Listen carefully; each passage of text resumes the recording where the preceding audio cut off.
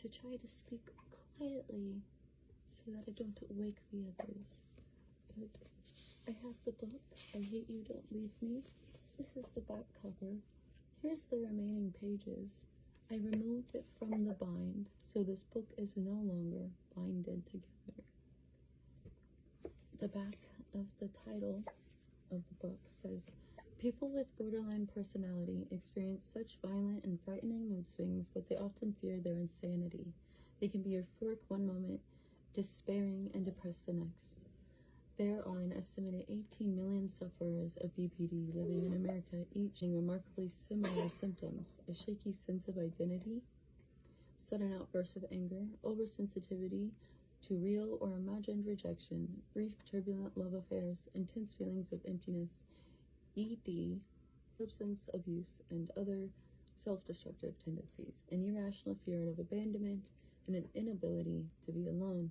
It says irrational fear, but I find anyone with BPD who has a irrational fear of abandonment, it didn't come from an irrational place. It came from a place in their life when they were severely abandoned, and now they're expecting that to happen throughout the rest of their life.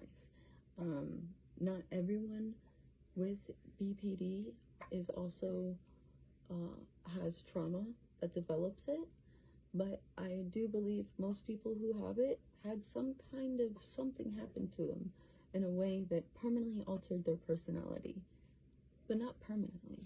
The thing is, you can evolve your personality after exposure to trauma.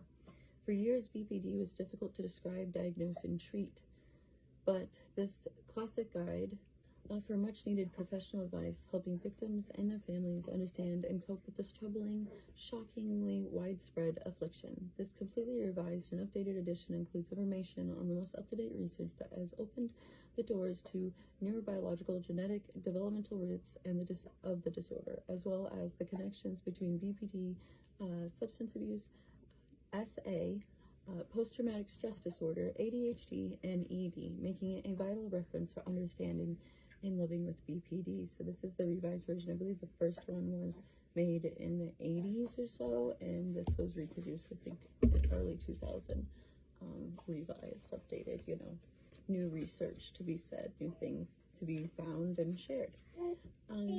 I've found many people that were misdiagnosed with borderline personality, and what we really had was undiagnosed borderline or undiagnosed autism or ADHD, PTSD, right? They might not be borderline at all. They might just have complex PTSD.